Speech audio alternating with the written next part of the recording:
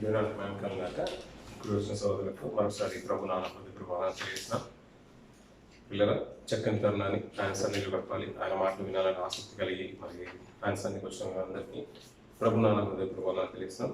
ప్రభు మరోసారి చిన్న ప్రారంభం చేసుకుని పరిశుద్ధ పెద్దాం. పిల్లల చక్కగా మనం వినే ప్రయత్నం చేద్దాం. చిన్న ప్రార్థన అందరూ దయచేసి నాతో పాటు కూర్చున్న పరిశుద్ధమైన తండ్రి మాసరాన్ని స్తోత్రాలు తండ్రి గతించిన వారం అంతా కూడా తండ్రి మీరు కలిగిన కాచి కాపాడి మరొక తరుణాన్ని మరొక వారాన్ని మా చేతులు మీరు ప్రసాదించగలమని కోనాతండి. నీ రాజకీయ సమయంలో తండ్రి నీ సన్నిధి చేరి తండ్రి నీ మాటలు ధ్యానించడానికి తండ్రి సిద్ధపరిచిన ప్రతి ఒక్కటి బట్టి కోనాతండి. ఆయన తరపులు సంబంధించిన మీరు మాట్లాడడానికి తండ్రి మీరు జ్ఞానం అనుగ్రహించారు. మీరు ఇంకా మీరు అభివృద్ధి పరిచింది బలపరిచింది స్తోత్రాలకు నీ సమయంలో తండ్రి మీ పక్షం చేరి తండ్రి మీ మాటలు గురించడానికి సిద్ధపరచడం కదా మీ కాపుల నుంచి సిద్ధపడిన ప్రతి మాట అది మీరే ఉండడానికి మీ సహాయం అనుగ్రహించండి. వాక్యంలోనికి తండ్రి సర్వశక్తులను నడిపించండి. మీ ఆత్మ సహాయం చేత తండ్రి ఉన్నతమైన మాటలు తండ్రి మా బ్రతులకు అన్వయించుకుని వాటి ప్రకారం జీవించడానికి తండ్రి మీరు మాతో మాట్లాడండి. మీ సహాయం మాకు ఉంచండి. అయ్యానికి ఉన్న తండ్రి మా గతించిన సంవత్సరాలు గతించిన నెలలు తండ్రి వృధాగానే వ్యర్థంగానే గడిచిపోయారు తండ్రి. ఈ రెండు కాలంలో తండ్రి ఈ ప్రతికూల పరిస్థితుల్లో తండ్రి కొద్దిపాటి సమయాన్ని మా ఆయుష్ కాలం ఇంకా ముగిన ముందుగానే కొద్దిపాటి సమయాన్ని తను చక్కగా నేను కట్టుకోవడానికి తను మీరు మాట్లాడడానికి తను మీరు సహాయం అనుగ్రహించిన తను ఈ రీతిగా తను ఇది సావసనించిన విధానం ఒకసారి అన్నతండి మీ మాటలు గురించి సిద్ధపరచడం మీ కాపులు ఉంచండి. కొంత ముందు ప్రతి సమయంలో నీ కాపులు ఉంచండి. సహాయం కూడా ఉంచిన తల్లి వినాయక చెవులు గ్రహించి మంచి మనసులో ఇచ్చండి. ఈ స్థలాన్ని సమయం మీ సిద్ధపరచు మా ప్రభుత్వ రక్షకుడి శాశ్వత అనుగ్రహించి పెట్టినాను తండ్రి. పిల్లల గతించిన కొన్ని నెలలు మనం చక్కగా మరి ఇజ్రాయేల్ రాజుల చరిత్ర గురించిన మాటలు మనం ధ్యానం చేస్తాం. ఆ రీతిగానే మరి 19 రాజులు మరి ఇజ్రాయేల్ చరిత్రలో మనం విన్నాం. ఈ యూద రాజుల చరిత్రను కూడా మనం ధ్యానం చేసే ప్రయత్నంలో ఉన్నాం. గతించిన వారం వరకు మరి 10 మంది రాజుల గురించి మనం విన్నాం. పిల్లల యూద రాజుల గురించి మరి ఇజ్రాయేల్ రాజులు ఎంతమంది ఉన్నారు? ఇజ్రాయేల్ రాజులు విడిపోయిన తర్వాత 19 రాజులు ఉన్నారు కదా పిల్లలు. వారు విడిపోయిన తర్వాత ఉమ్మడి రాజ్యం విడిపోయిన తర్వాత 19 రాజులు చూసాం. ఆ రాజులు తదనంతరం మరి ఏ రీతిగా పరిపాలన జరిగింది, ఏ రీతి వారు రాజ్య పరిపాలన చేశాడు, ఎవరు దేవుని హత్తుకుని బ్రతికారు, హత్తుకున్నప్పుడు దేవుని అనుసరించి బ్రతికినప్పుడు వారి రాజ్యాలు ఏ రీతిగా ఉన్నాయి, వారి సంతానం ఏ రీతిగా అభివృద్ధి చెందిందో ఇజ్రాయేల్ రాజుల చరిత్ర మనం చక్కగా విన్నాం. వారందరి పేర్లు, వారి యొక్క చరిత్ర, వారి యొక్క ఎంతకాలం పరిపాలించారో వారి యొక్క సంవత్సరాన్ని కూడా అందరూ చక్కగా జ్ఞాపకం ఉంది. మరి గతించిన ఇంచుమించు 10 వారాలు ఆల్మోస్ట్ 4 నెలలు అవుతుంది మనం మరి ఇజ్రాయేల్ రాజుల చరిత్ర ఊహించుకొని. మీరు అందరికీ మళ్ళీ మర్చిపోలేదు అని గుర్తున్నాయని అనుకుంటున్నాను. జ్ఞాపకం ఉన్నాయి కదా అందరి పేర్లను, రాజుల యొక్క సంవత్సరాలు జీవిత కాలంలో జ్ఞాపకం ఉంది.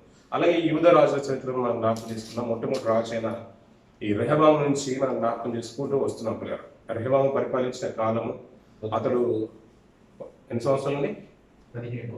రెహబాము పరిపాలించిన కాలము అతని పరిపాలన విధానం. యూద రాజులు కూడా అంటే ఇశ్రాయేల్ పరిపాలించిన వారు 19 రాజులు ఉన్నారు.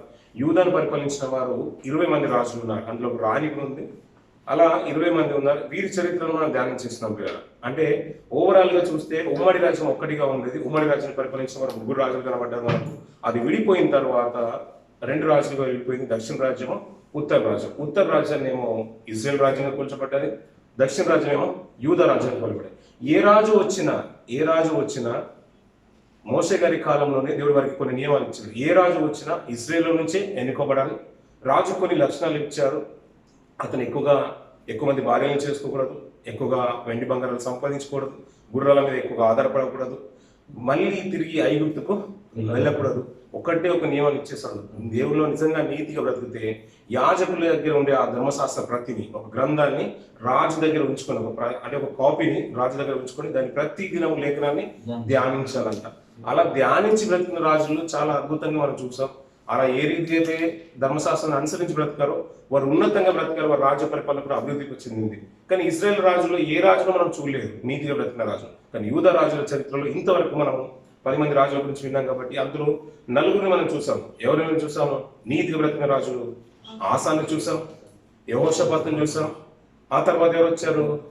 యోవాషు కుమారుడైన అమజ్య వచ్చాడు. అమజ్య కుమారుడైన ఉజ్జియా వచ్చాడు కదా. ఇలా మనం ఇంతవరకు 4 చూసుకున్నాం కదా. అంటే 10 మంది రాజుల్లో 4 కనబడతారు. కానీ ఈ ఓవరాల్ గా 20 మంది రాజులలో యూదాలో 7 రాజులు నీతిగా బ్రతికిన రాజులు కనబడతారు. యెహోవాను హత్తుకొని బ్రతికినట్టుగా 7 రాజులు కనబడతారు. వాటిని దేవుడు నీతిమంతులుగా జాబితాలో చేర్చారు. అంటే నీతి పరిపాలన చేసినట్టుగా, మంచి పరిపాలన చేసినట్టుగా దేవుడే ఎన్నుకున్నాడు వారిని. అందులో ఆసా, యెహోషాపాతు, అలాగే ఏమని చూసాం మనము, యోవాషు కుమారుడైన అమస్యాను చూసాం, ఆచార్య అంటే ఉజ్జియా. ఇలా నలుగురిని చూసుకున్నాం. ఈ రోజు ఇంకొక రాజు గురించి మనం మాట్లాడుకునే ప్రయత్నించిద్దాం. 11వ రాజు. మొట్టమొదటి రాజు ఎవరు? రెహబాము. అతని తర్వాత అతని కుమారుడైన అబియాము, ఆసా, యెహోషాపాతు, యెహోరాము, అహజ్య, అతల్య, యోవాషు, అమజ్య, ఆచార్య అన్న ఉజ్జియా అన్న 2 పేర్లు చూస్తున్నాం. ఈ ఉజ్జియా కుమారుడైన యోతాము చరిత్రను 11వ రాజు, యూదా రాజ్యానికి 11వ రాజుగా చరిత్ర నేలిన రాజు ఈ యోతాము ఏ రీతిగా బ్రతికినంటే ఓవరాల్ అతని గురించి చెప్పాలంటే నీతి ప్రవర్తన బ్రతికిన రాజుగా మనం చూసుకుంటాం. అతని తండ్రి ఎవరు? 10వ రాజు ఎవరు? ఉజ్జియా. అతని మరొక పేరే ఆచార్య. ఇందాక మన సోదరుల ద్వారా విన్నాం కదా. ఆచార్య నీతిగా బ్రతికిస్తాడు. అతని కుమారుడు యోతాము పట్టాభిషిక్తుడు అవుతున్నాడు. ఎలా? ఇతని గురించి కొన్ని మాటలు మనం వినే కంటే ముందుగా ఒక విషయాన్ని నేను జ్ఞాపకం చేయగలుగుతున్నాను. ఉజ్జియాకి అంటే కుష్టి రోగం వచ్చింది కదా పిల్లలు. ఎప్పుడు దేవుని మందిరంలోకి వెళ్ళి ధూపార్తిని చేత పట్టుకున్నప్పుడు దేవుడు అతన్ని మొత్తాడు. అతని కుష్టి రోగం వచ్చేసింది. అతడు యెహోవా అతని మొత్తాలనే విషయం తెలుసుకున్న అతను బయటకు వచ్చేసాడు. బ్రతుకాలం అంతా కూడా కుష్టి రోగం అతను వెంబడించే ఉంది. అతను ప్రత్యేకంగా ఉన్నాడు. మరి రాజ్య పరిపాలన ఎవరు చేశారు? అతని కుమారుడు రాజ్య పరిపాలన చేశాడు. అతని తదనంతరం అతని కుమారుడు ఉన్నాడు. కానీ అతని బ్రతుకాలంలోనే తన కుమారుడు రాజ్యానికి అధికారిగా ఉంటూ జనులకు న్యాయం తీర్చుతూ వచ్చాడు. ఇతని గురించిన కొన్ని మాటలు మనం ఎలా చూస్తామంటే పిల్లల 2వ రాజులు 15వ అధ్యాయం 32 నుంచి చివరి వరకు 7 వచనాలు మనం చూస్తాం. 2వ రాజులు 15వ అధ్యాయం 32 నుంచి చివరి వరకు చూస్తాం. అలాగే 2వ దినవృత్తాంతం 27వ అధ్యాయం మొదటి నుంచి చివరి వరకు ఈ యోతాము చరిత్రను మనం చూస్తాం పిల్లలు. ఇందులో అతని గురించి ఓవరాల్ గా చెప్పేది ఏంటంటే దేవుడు అతడు నీతిగా పరిపాలించినట్టుగా దేవుడు అతని గురించి సర్టిఫై చేశాడు పిల్లలు. మరొక రాజుని గురించి మనం చూస్తున్నాం. ఆసాను గురించి విన్నాం, యెహోషాపాతు గురించి విన్నాం, అమస్యాని గురించి విన్నాం, ఆచార్యుల గురించి విన్నాం. అలాగే ఇతను యోతాము గురించి వింటున్నాం. అంటే నీతి పరిపాలన చేసిన రాజులలో ఇతను ఒక రాజుగా మన లెక్కలకు వస్తున్నాడు పిల్లల. ఇతని గురించి కొన్ని మాటలు మనం ధ్యానిస్తూ ప్రయత్నించుదాం పిల్లల. 2వ రాజులు 15వ అధ్యాయము 32వ వచనం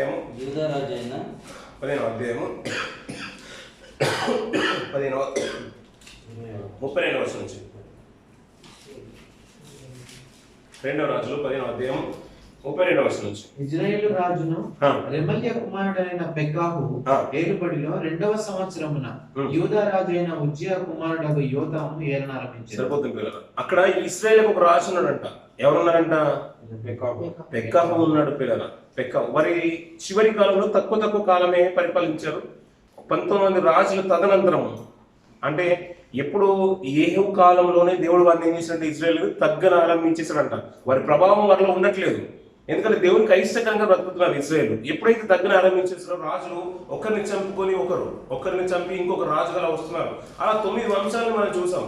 9 గోత్రాల వారు రాజ్యం వెళ్ళినట్టుగా చూసాం. కానీ యూదా అలా కాదు, ఒకే గోత్రం వారు రూలింగ్ చేశారు. అది దావీదు గోత్రం వారే రూల్ చేశారు యూదా రాజ్యం. ఇలా మాట్లాడుతూ పెకహు కాలంలో ఇక్కడ ఉజ్జియా కుమారుడైన యోతాము ఏలన ఆరంభించినట. ఎవరిని? యూదా వారిని. ఇతను పట్టాభిషక్తుడైనప్పుడు 25 సంవత్సరంలో అంటే 25వ సంవత్సరపు ఏట 25 సంవత్సరం రాగానే రాజుగా పట్టాభిషక్తుడయ్యాడు. పరిపాలించిన కాలం ఏంటంటే 16 సంవత్సరాలు అంటున్నాడు. ఇతని తల్లి పేరు ఏమన్నాడు? ఇతని తల్లి సాదోకు కుమార్తె. తన తల్లి పేరు అతని తల్లి పేరు ఎరుషగా చూస్తాం కదా. అతను కొన్ని మాటలు మనం మాట్లాడుకోవద్దు పిల్లరా. ఓవరాల్ గా 25వ ఏట రాజ్యమేలాడు. అతను పరిపాలించిన కాలం 16 సంవత్సరాలు. ఇతను తండ్రి ఎలా చేశాడు? ఉజ్జియా యెహోవా దృష్టికి నీతిగా బ్రతికేస్తాడు. చేసిన తప్పిదం ఏంటంటే యెహోవా మందిరంలోనికి ధూపం వేయడానికి యాజకులు చేయాల్సిన పనిని ఇతను గర్వించిన వాడే ధూపార్తిని చేత పట్టుకున్నాడు. అదొక్క తప్పినేమని చూస్తాం. అంటే గర్వించిన వాడే. అన్నీ ఉన్నప్పుడు మనం కూడా ఏదనుకుంటామంటే పర్లేదు, 2 సంవత్సరం వెళ్ళకపోయినా పర్లేదు, నేను కూడా చెప్పొచ్చు, దానికి పెద్ద మ్యాటర్ ఏముందని కొన్నిసార్లు మనము ఆలోచన విధానంలో మార్పు వస్తుంది. ప్రతిదీ కూడా దేవుడు లెక్క తీసుకొస్తాడు పిల్లలు. అలా కానీ అంతకన్నా ముందు రాజులతో కంపేర్ చేసుకుంటే ఉజ్జియా పరిపాలన, ఆచార్య పరిపాలన చాలా చక్కగా ఉంది. కాబట్టి దేవుడు అతన్ని నీతిమంతుల జాబితాలో సర్టిఫై చేసేసాడు. అంటే మంచి పరిపాలన చేసిన వాడిగా ఉంచేశాడు. అలాగే అతని కుమారుడు తన తండ్రి చర్య అంతటి ప్రకారం తండ్రి నీతిగా బ్రతికేశాడో ఆ రీతిగానే బ్రతుకుతున్నాడంట. తండ్రిలాగే బ్రతుకుతున్నాడు. ఒక్క విషయంలో తప్ప యెహోవా మందిరంలోకి వెళ్ళిన ఉజ్జియా ఆ చేసిన తప్పుదం తప్ప ఇతను యోతం అంట ఆ క్రియ కాకుండా మిగతా క్రియలన్నీ తండ్రి చర్యంతరి ప్రకారమే చేస్తున్నాడంట. ఇతని తల్లి సాధకు కుమార్తె, ఎరుసలేం కాపురస్తురాలు. అంతేకాదు ఇతను 16 సంవత్సరాలు పరిపాలించారు కదా. ఇక్కడ ఒక విషయం నేను జ్ఞాపకం చేస్తాను. తన తండ్రి ఎవరు? యోతాము తండ్రి. ఇప్పుడు మనం మాట్లాడుకున్న 11వ రాజు యోతాము 25వ ఏట రాజ్యం ఏలుతున్నాడు. ఇతని తండ్రి అజర్యా. ఇతను కుష్ఠరోగితో ఉన్నాడు కదా.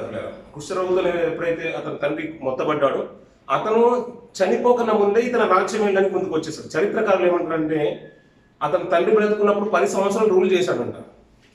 తన తండ్రి చనిపోయిన తర్వాత 6 సంవత్సరాలు రూల్ చేశాడంట. అది 16 సంవత్సరాలు కౌంట్ చేస్తారు. కానీ పరిశుద్ధ గ్రంథం ఏంటంటే ఓవరాల్గా 16 సంవత్సరాలు కౌంట్ చేసింది. అది ముందా తర్వాతనే మనం చెప్పలేము. ఎందుకంటే తన తండ్రి తర్వాతనే 16 సంవత్సరాలు ఈ పరిశుద్ధ గ్రంథంలో మాట్లాడుతుంది. కానీ చరిత్రకారులు ఏమంటే తన తండ్రి బ్రతుకున్నప్పుడు 10 సంవత్సరాలు, తన తండ్రి తదనంతరం 6 సంవత్సరాలు, ఓవరాల్గా 16 ఇయర్స్ కౌంట్ చేశారు వాళ్ళు. ఇలా మాట్లాడుతూ పిల్లలు అతను ఏ రీతిగా పరిపాలన జరిగిందో కొన్ని మాటలు మనం చూద్దాం పిల్లలు.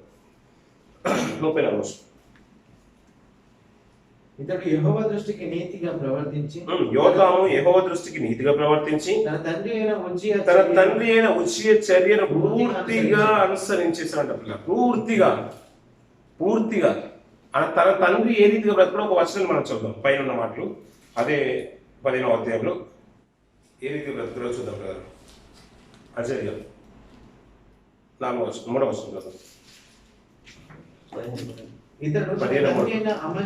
ఇతడు అచర్య అంటే ఉజ్జియా తన తండ్రి అయిన అమత్స్య చర్య అంతటి ప్రకారము యెహోవా దృష్టికి నీతి గలవాడై ప్రవర్తించేశాడంట. ఈ ఉజ్జియా అచర్య యెహోవా దృష్టికి నీతి గలవాడుగా బ్రతకడేస్తాడు. ఆ రీతిగానే తన తండ్రి ఏ రీతిగా నీతిగా బ్రతకాడో ఆ రీతిగానే యువతం బ్రతుకుతున్నట. తన తండ్రి అయిన ఉజ్జియా చర్య అంతటి ప్రకారం యువతను అదే అనుసరించి బ్రతుకుతున్నట, నీతిగా బ్రతుకుతున్నట. తండ్రి ఒక తప్పుదం చేశాడు, దేవాలయంలో వెళ్ళి ధూపం అవుతాడు. కానీ ఇతను అలా కాదు పిల్లలు, నీతిగా బ్రతుకుతున్నట్టు ఆ చర్యను విడిచిపెట్టి నీతి క్రియలే మాత్రమే చేస్తున్నట్ట పిల్లలు. అద్భుతమైన మాటలు కదా పిల్లలు. మనం ఏమంటారంటే చాలా మంది తండ్రి బాగా తాగిన తర్వాత అరే నేనైతే పడిపోతున్నాను, నేనైతే చెడిపోతున్నాను, కానీ వాళ్ళు ఉండొద్దురా అని చెప్తారు తాగిన తర్వాత. అంతే కదా సమాజంలో చూసేది. ఒకడు మనం చెడిపోయిన తర్వాత ఒక కష్టంలో ఉన్న తర్వాత ఎదుటివాడికి నీతులు చెప్తాడు, నేనైతే తప్పు చేసి ఇలా వచ్చాను రా అలా ఉండొద్దు అని అంటారు. అంతే కదా పిల్లలు. కానీ యోతాము మంచి లక్షణం ఏంటంటే తన తండ్రి తప్పు చేసిన క్రియలను అనుసరించట్లేదు, నీతిగా బ్రతుకుతున్నాడు. 16 సంవత్సరాల పరిపాలన దేవుని దృష్టికి నీతిగా యథార్థంగా ఉందంట పిల్లల. 2వ దినవృత్తాంతాలు 27వ అధ్యాయంకి వచ్చేయండి పిల్లల. ఇది ఇలాగ ఉంచుకొని అక్కడికి వచ్చేయండి. 2వ వర్షం చూద్దాం. మళ్ళీ యెహోవా మందిరంలో ప్రవేశించుట తప్ప అతడు తన తండ్రి అయిన ఉజ్జియా యొక్క చర్య అంతటి ప్రకారం చేయుచు యెహోవా దృష్టికి యథార్థముగానే ప్రవర్తించెను. అతని కాలములో జనులు మరీ దుర్మార్గంగా ప్రవర్తించి చూడొచ్చినంట పిల్లలు. మనం ఒక్కొక్కటి పాయింట్ నోట్ చేసుకోవాలి పిల్లలు. ఇజ్రాయేల్ మనం రాజుల చరిత్రను చూసుకున్నాం కదా, 19 రాజులను చూసుకున్నాం కదా. ఎవరెవరి నుంచి చూసుకున్నాము? యెరోబాము నుంచి చివరి రాజు ఎవరు? హోషేయ వరకు చూసుకున్నాం కదా పిల్లల. ఆ హోషేయ రాజు తర్వాత ఏమైపోయింది చరిత్ర? ఇశ్రాయేలు చరిత్ర ఏమైపోయింది? అష్షూరు చెరలోకి వెళ్ళిపోయారు. ఐగుప్తు బానిసత్వం గురించి మనం మాట్లాడుకుంటాం. ఐగుప్తు బానిసత్వం కాదు, ఐగుప్తు బానిసత్వం తర్వాత చాలా మంది న్యాయాధిపతుల కాలంలోనే ఇశ్రాయేలును బాగా నలిపేశారు. ఒక్కొక్క న్యాయాధిపతి వచ్చేసాడు. చాలా మంది 14 మంది 15 మంది న్యాయాధిపతులు చూస్తాం మనం. అలా న్యాయాధిపతులు వారిని నలిపేశారు. తప్పు చేసిన ప్రతిసారి దేవుడు వారిని దోచుకునే వారికి అప్పచెప్తూనే వచ్చాడు.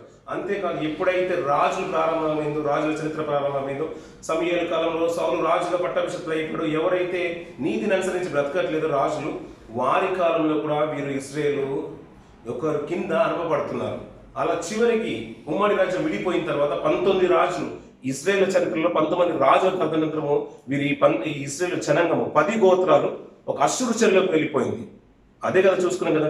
దేవుడు దానికి ప్రతి మాటను లెక్క చూసి ఆచి తూచి ప్రతి మాట రాయించాడు. నేను ఎందుకు వారిని చెరలోకి పంపించానంటే ప్రతి మాట రాశాడు. వారు నన్ను విడిచి జీవము లేని ఊటల వైపు వారు వెళ్ళిపోతున్నారు. జీవం గల ఊటలైన నన్ను వదిలిపేసి అది నిర్జీవమైన ఊటల వైపు వారు మరలిపోయారు. అందుకని నేను విడిచిపెట్టలేదు. వారు వ్యభిచరించిన వారైపోయారని ఇశ్రాయేలు గురించి అనేకమైన మాటలు మాట్లాడేశారు. కానీ యూదా జాతి గురించి మాట్లాడితే యూదుల్లో కొంత మట్టుకు నీతిగా బ్రతికిన రాజును చూసాం. ఆసను చూసాం, యెహోషాపాతును చూసాం, అమజ్యను చూసాం, అంతేకాదు అజర్యను చూసాం, ఉజ్జియాను చూసాం, ఇప్పుడు యోతామును చూస్తున్నాం. వీరిని బట్టి దేవుడు వారిని ఉండనిస్తూ ఉన్నాడు. అంతేకాదు వీరికంటే ముఖ్యుడైన దావీదుని బట్టి యూదా వారిని ఉండనిస్తూనే వస్తున్నారు పిల్లలు. కానీ చివరికి ఇక్కడ ఒక మాట చూస్తున్నాం మనం. అజర్య కాలంలో కొంత మట్టుకు ఈ జనులు కూడా నీతిగా బ్రతికిస్తారు. యెహోషాపాతు వారిని అందరినీ హెచ్చరిస్తాడు. లేవీని వారి యాజకులందరినీ పంపిస్తాడు. వాక్య పరిచయ నిమిత్తము సమాజంలోకి, పట్టణాల్లోకి, గ్రామాల్లోకి వాక్యాన్ని ప్రకటించడానికి పంపిస్తున్నాడు. ఈ యోతాము కాలం వచ్చేసరికి ఇతను నీతిగా బ్రతుకుతున్నాడు, కానీ జనులంట మరీ దుర్మార్గంగా బ్రతుకుతున్నారంట. ఎక్కడ అది? యూదా జాతిలో జరుగుతుంది, ఈ 2 గోత్రాల్లో జరుగుతుంది. దుర్మార్గంగా బ్రతికిన రాష్ట్ర చరిత్ర నుంచి మనం ఒక పాఠని నేర్చుకోవచ్చు పిల్లలు. నీతిగా బ్రతికితే ఏ రీతిగా ప్రబలిపోయిందో ప్రపంచం, ఏ రీతిగా రాజ్యం ప్రబలిపోయిందో ఆసను చూసాం, యెహోషాపాతును చూసాం, అమజ్యను చూసాం, అజర్యను చూసాం. మరొకసారి యోతామును చూస్తున్నాం పిల్లల. అంతకంటే ఇతని యుద్ధంకు వెళ్ళి పిల్లల అతనితో విజయం పొందిన తర్వాత ఇంచుమించు ఆ శత్రు సైన్యము ఇచ్చే పన్ను అంటే పిల్లల 3 సంవత్సరం, ఒక సంవత్సరం పన్ను ఇచ్చింది, మరుసటి సంవత్సరం పన్ను ఇచ్చింది, మరొక సంవత్సరం కూడా పన్ను ఇస్తూనే వచ్చింది. అంతగా ఈ యోతాము పరిపాలన అద్భుతంగా జరిగిపోయింది పిల్లల. కానీ జనులు ఏం చేశారంటే దుర్మార్గంగా ప్రవర్తిస్తూ వస్తున్నారంట. రాజు నీతిగానే ఉన్నాడు, కానీ టీం బాగలేదు. కెప్టెన్ ఒప్పుడు బాగుంటే సరిపోదు కదా పిల్లల. అలాగే ఇజ్రాయేల్ మనం చూసాము, కెప్టెన్ పాడైపోయాడు, జనులు దుర్మార్గంగా ప్రవర్తించాడు. దేవుడు వెంటనే వారిని చెల్లోకి తీసుకెళ్లిపోయాడు. అయినా అవకాశాలు ఇస్తున్నాడు. పెద్దల కాలని ప్రవక్తలు పంపిస్తున్నాడు, మారండి అయ్యా, నన్ను ఇప్పటికైనా ఇశ్రాయేలు దేవుడు నేను యెహోవాను మొక్కుకోండి, ఆయన బతిమలాడుకోండి, ఆయన ఒకవేళ క్షమించవచ్చు. అలా ఎన్నో అవకాశాలు ఇచ్చేశాడు. వారిని సాక్షాత్తు కళ్ళెదిగే చూస్తున్నారు. చిరివి మరొకసారి యూదా వారి చరిత్రలో చూస్తున్నాం. 11వ రాజు యోతాము పరిపాలన జనులు దుర్మార్గంగా ప్రవర్తిస్తున్నట్టు పిల్లలు. అంతకుముందు కొన్ని మాటలు మనం జ్ఞాపకం చేసుకున్నాం. యెషయా గారు అజర్య గురించి వ్రాసేను అనే మాట మనం విన్నాం కదా పిల్లలు. అదే కదా ఆ యెషయా ప్రవక్త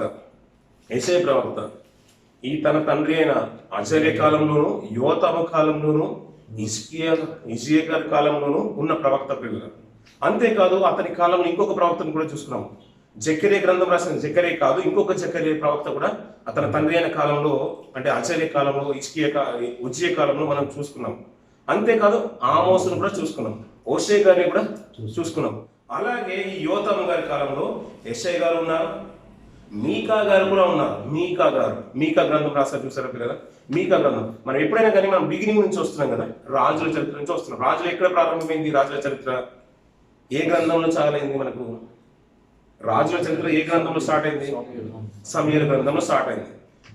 మొదటి సమూయేలు అంత దావీదు గారి గురించి రాయబడింది కదా. 2 సమూయేలు, మొదటి దిన వృత్తాంతములు, 2వ దిన మొదటి రాజులు, 2వ రాజులు, మొదటి దిన 2వ వృత్తాంతాలు, రాజుల చరిత్ర చూసుకుంటాం.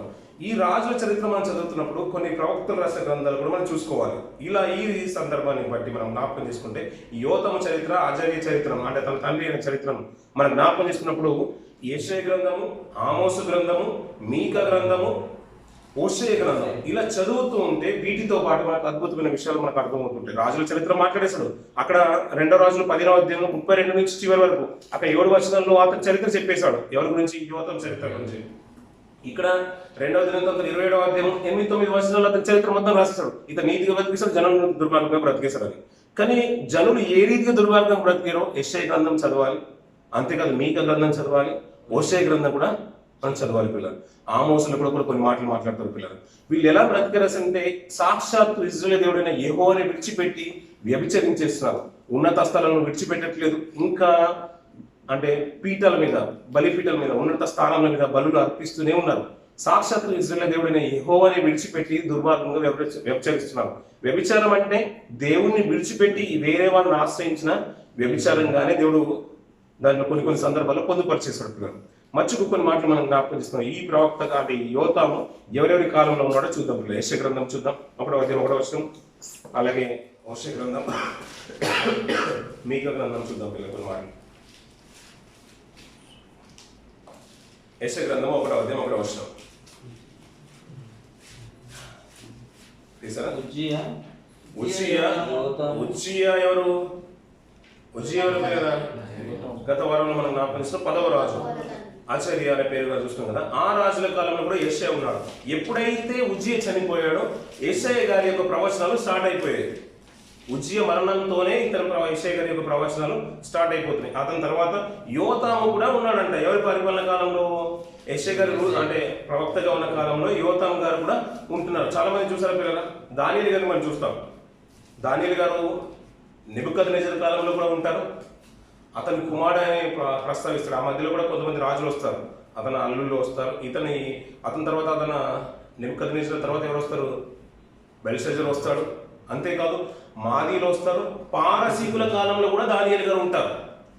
అంటే కొంతమంది ఏంటంటే ముఖ్యమంత్రులు మారినా సిఎస్లు మారరు, చీఫ్ సెక్రటరీలు మారరు.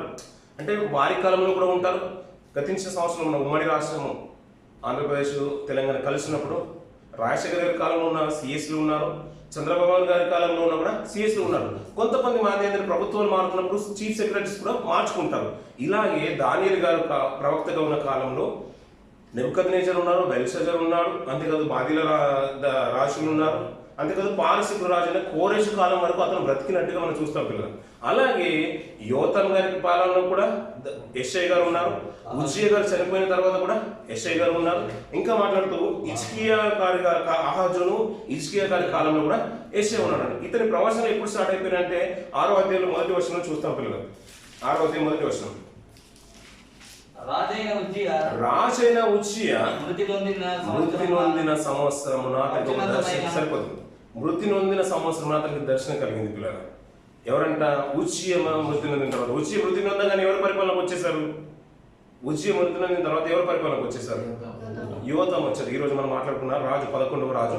ఇతని 16 సంవత్సరాలు పరిపాలన చూసాం కదా. ఇతను యెషయా గారి కాలంలో కూడా మనకు కనబడతాడు. అంతే. అలాగే ఇది యెషయా గ్రంథం ఇలాగే ఉంచుకున్న పిల్లలు. మీకా గ్రంథంకి వచ్చేసండి. ఒక మాట చూస్తాం ముందుకు వచ్చేసి మీకా గ్రంథం మొదటి వచ్చాం. యోతాము, ఆహాజు, హిజ్కియా అను యూదా రాజుల దినములలో షోమ్రోను గూర్చియు యెరూషలేమును గూర్చియు దర్శన రీతిగా మెఫిబోషెతీయుడైన మీకాకు ప్రత్యక్షమైన యెహోవాకు. అలా రాజుల చరిత్ర చెప్తున్నాడు. ఇక మనం మాట్లాడుతున్న పిల్లగా యోతాము, ఆహాజు, ఈరోజు మనం మాట్లాడుకున్న యోతాము, తర్వాత రాబోయే ఆహాజు, ఆ తర్వాత రాబోయే హిజ్కియా అను యూదా రాజుల దినములలో, యూదా రాజులు పరిపాలించిన వారి దినములలో ఈ ప్రవక్త బ్రతికి ఉన్నాడంట. వారి కాలంలో మాట్లాడుతున్నారు. షోమ్రోను గురించి అని అంటున్నాడు. షోమ్రోను అంటే దేనికి ముఖ్య పట్టణము? ఇజ్రాయేల్కు ముఖ్య పట్టణం. ఎగ్జాక్ట్, ఇజ్రాయేల్కు ముఖ్య పట్టణం. షోమ్రోను గురించి మాట్లాడుతున్నాడు. అంటే ఇజ్రాయేల్ గురించి మాట్లాడుతున్నాడు. అలాగే యెరూషలేము గురించి మాట్లాడుతున్నాడు. యెరూషలేము అంటే ఇది దేనికి ముఖ్య పట్టణం? యెరూషలేము యూదాకు ముఖ్య పట్టణం. అంటే యూదా వారిని గురించి మాట్లాడుతున్నాడు, షోమ్రోను గురించి మాట్లాడుతున్నాడు. షోమ్రోన్ అంటే ఇజ్రాయేల్ గారి గురించి మాట్లాడుతున్నారు. అంటే క్యాపిటల్ సిటీ గురించి మాట్లాడుతున్నాడు. షోమ్రోన్ అనగా ఇజ్రాయేల్ గురించి, యూదా యెరూషలేము అనగా యూదా వారి గురించి. వీరికి గురించిన దర్శన రీతిగా ఇతనికి ప్రవచనం వచ్చిందట. మీకా ప్రవక్త ఒక విషయాన్ని జ్ఞాపకం ఉంచుకోవాలి. మీకా ప్రవక్త ప్రజల్లో ఉండే ప్రవక్త. యెషయా ప్రవక్త అలా కాదు, ప్రభుత్వం మధ్యలో ఉండే ప్రవక్త.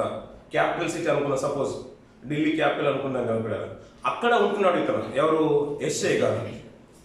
మరి మిగతా ప్రవక్త ఏదైతే మీకా గారు ఉన్నారో అతను ప్రజల్లో మధ్యలో ఉంటున్నాడు అన్నట్టు. అంటే పల్లెటూరు పరిసర ప్రాంతాల్లో ఉంటున్న ప్రవక్త అన్నట్టు, ప్రజల్లో ఉన్న ప్రవక్త అన్నట్టు. కానీ కాలము ఒకే రీతిగా జరుగుతుంది అన్నట్టు. అంటే ఒకే రాజు కాలంలో చాలా మంది ప్రవక్తలు మనం చూసుకున్నాం. చాలా మంది ప్రవక్తలు చూసుకున్నాం. కొంతమంది రాజులు గడిచిపోతున్నారు. 3-4 రాజులు ఉన్నా కానీ ఒకే ప్రవక్తలు కూడా ఉన్న రోజులు కూడా మనం చూసుకున్నాం పిల్లలు. అలాగే వీరు ఏ రీతిగా బ్రతికేస్తారు, ఏ రీతిగా దేవుని అనుసరించడం, అంటే దుర్మార్గంగా ప్రవర్తించినట్టుగా చూసుకున్నాం కదా. 2వ దినవృత్తాంతం 27వ అధ్యాయంలో చూసుకున్నాం కదా. వాళ్ళు ఏ రీతిగా బ్రతికారో యెషయా గ్రంథంలో కొన్ని మాటలు మనం ధ్యానం చేద్దాం పిల్లలు. చూడండి, 2వ వచనం, 3వ వచనం, కొన్ని 4వ వచనం చూద్దాం పిల్లలు. యెషయా గ్రంథం 1వ అధ్యాయం. యెహోవా మాట్లాడుచున్నాడు, ఆకాశమా ఆలకించుము, భూమి చెవియొగ్గుము. నేను పిల్లలను పెంచి గొప్పవారినిగా చేసి తిని వారు నా మీద తిరగబడి ఉన్నారు.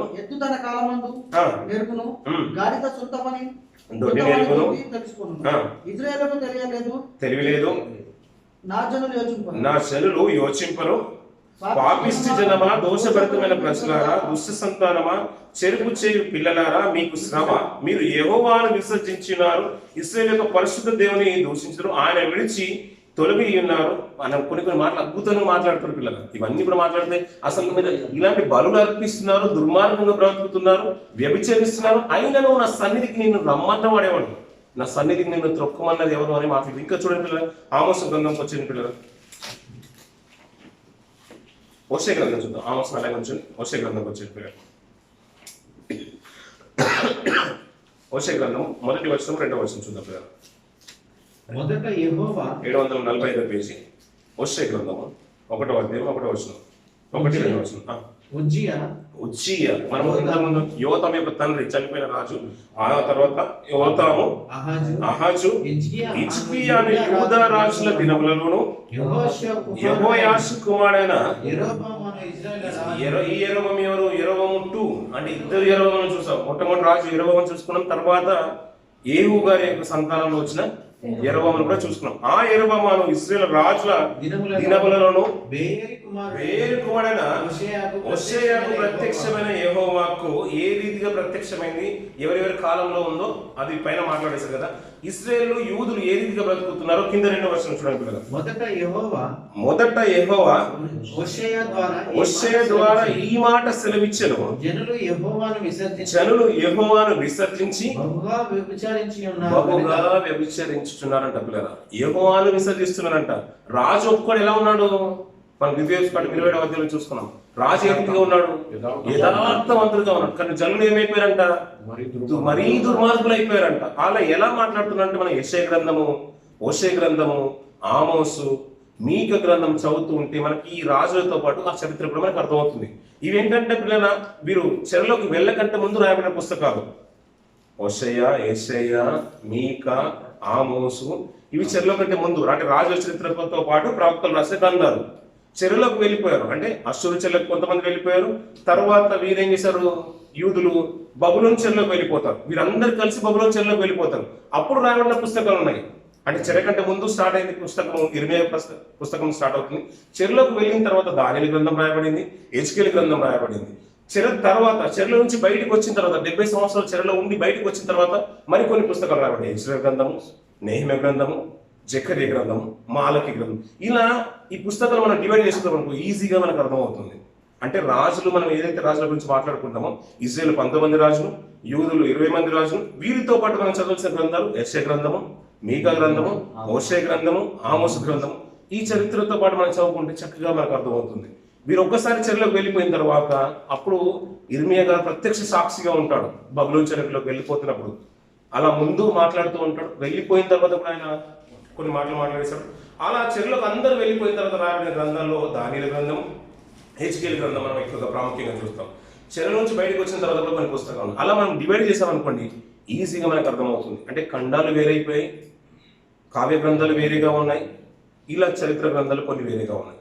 ఇలా మనం డివైడ్ చేసినప్పుడు మనకు చక్కగా అర్థం. అంటే జనులు ఏ రీతిగా ఉన్నారంట? మరీ దుర్మార్గంగా ఉన్నారంట. మరి యెహోవాను సాక్షాత్ యెహోవానే విసర్జించి వ్యభిచరిస్తున్నారంట. అంటే ఆయన అనుసరించకుండా, ఆయన్ని పూజించకుండా ఉన్నత స్థలం నిలబెట్టుకొని వాటికి నమస్కరించడం ఇవన్నీ కూడా వ్యభిచారంతో దేవుడు పోల్చేశారు పిల్లలు. చూద్దాం మళ్ళీ 27వ అధ్యాయం 2వ దినవృత్తాంతం అక్కడికి వచ్చిన పిల్లలు కంటిన్యూ చేద్దాం. 27వ అధ్యాయం. అతడు యెహోవా మందిరపు ఎత్తు ద్వారమున, అతడు అంటే ఎవరు? యోతాము, రాజైన యోతాము యెహోవా మందిరపు ఎత్తు ద్వారమును కట్టించి ఓఫేరు దగ్గర ఉన్న గోడ చాలా మట్టుకు కట్టించెను. మరియు అతడు యూదా పర్వతములలో ప్రాకారములను కట్టించి అరణ్యములలో కోటలను దుర్గములను కట్టించెను. అతడు అమ్మోనియా రాజులతో యుద్ధం చేయడానికి వెళ్తున్నాడు పిల్లలు. ఎవరు? రాజైన యోతాము యుద్ధానికి వెళ్తున్నాడు అమ్మోనియాతో. ఈ రాజుల క్వాలిటీ ఏంటంటే యెహోవాను అనుసరించిన రాజు, యెహోవాను హత్తుకొని బ్రతికిన రాజు. మనం ఇంతకుముందు ముగ్గురిని చూసాము, అంటే 4 చూసేసాం. ఆసాను, యెహోషాపాతు, ఆశ్చర్యను, ఇంకేం చూసాము? ఎవరికైనా చూసాము? నీతిగా బ్రతికిన రాజులు 4 చూసాం ఇంతవరకు. 4 ఇంతవరకు చూసుకున్నాం. ఇప్పుడు ఇది 5వ రాజు. ఇది 5వ రాజు. ఆ 4 ఎవరు చెప్పండి? ఆసా, యెహోషాపాతు, అమజ్యా, ఉజ్జియా. అంటే హిజ్కియా తర్వాత మనకు వస్తారు కదా.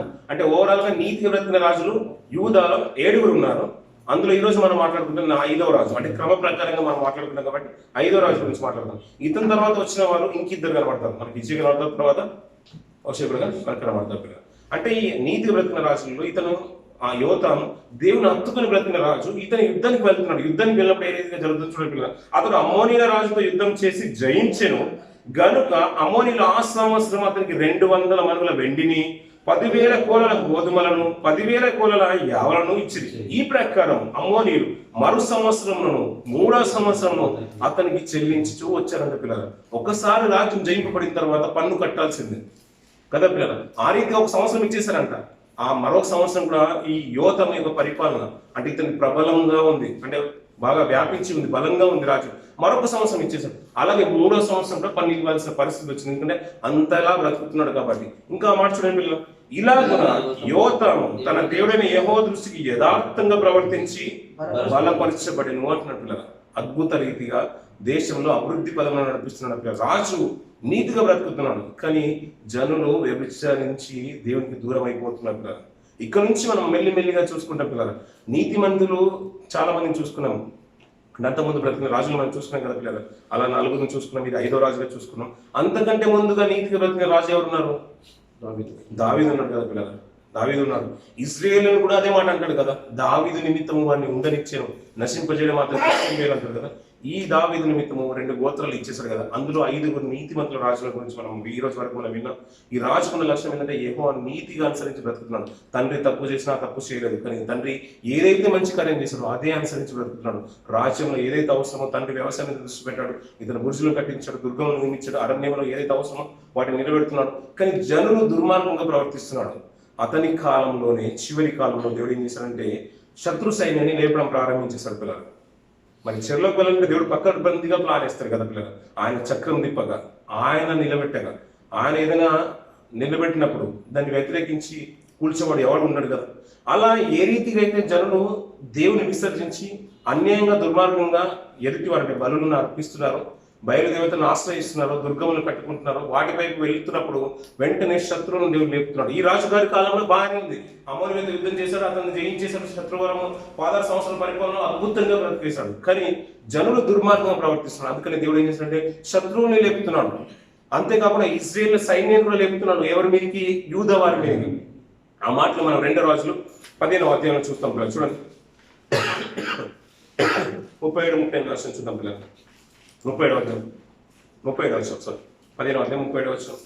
ఆ దినములలో యోతాము దినములలో యెహోవా సిరియా రాజైన రెజీనును రెమల్య కుమారుడైన పెకాహును యూదా దేశం మీదకి పంపనారంభించాడు. ఏ దేశం మీదకి వస్తున్నారంట? యూదా దేశం మీదకి వస్తున్నాడు. ఇతనేమో అమోనీయులతో యుద్ధం చేసి బాబు విజయం పొందేశాడు, వారేమో పన్నిచ్చు వారుగా ఉన్నారు. కానీ ఇతను నీతిగా బ్రతికినా కానీ వీరు దేశంలో ఉన్న జనులు ఏం చేశారంటే దుర్మార్గంగా బ్రతుకుతున్నారు, మరీ దుర్మార్గంగా బ్రతుకుతున్నారు. యూదా వారు, దావీదు గోత్రపు వారు.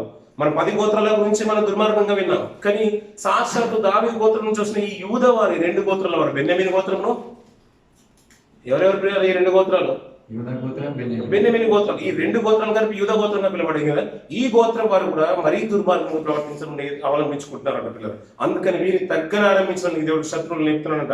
ఎవరైనా లేపుతున్నాడు? సిరియా రాజైన రెజీనును లెమర్య కుమారుడైన పెకాహును యూదా దేశం మీదకి పంపనారంభించేశారంట పిల్లలు. అంటే శత్రువులు. ఈ మాటలు పిల్లల మనకి సమయం ఉన్నప్పుడు మీరు చక్కగా యెషయా గ్రంథంలో కొన్ని, అంటే అతను యోతాము పరిపాలన వరకు కొన్ని మాటలు మనం చదువుకొని, అలాగే ఆమోసు గ్రంథంలోను, అలాగే మీకా గ్రంథంలోను, హోషేయ గ్రంథంలోను కొన్ని మాటలు చదువుకుంటే ఏ రీతిగా దుర్మార్గంగా బ్రతికేశాడు, ధనులను అంటే జనుల్ని హెచ్చరించడానికి, వారిని సరైన రీతిలో నడిపించడానికి, దేశ జనులతో దేవుడు మాట్లాడడానికి, ప్రవక్తల్ని ఏ రీతిగా దర్శనం ఇచ్చి మాట్లాడుతున్నాడో కొన్ని మాటలు మనకు అర్థమవుతాయి. అలా రాజు నీతిగానే బ్రతికేశాడు తన పరిపాలన కాలంలో. 25వ రాజు 16 సంవత్సరాలు నీతిగా బ్రతికేశాడు. చివరికి రాజు తన పరిపాలన ముగించుకొని చనిపోయాడు పిల్లలు. కానీ జనులు దుర్మార్గంగా బ్రతుకుతున్నారు. రాజు నీతిగా బ్రతికేశాడు. అతని నీతి ప్రవర్తన చూసి దేవుడు సంతోషించాడు.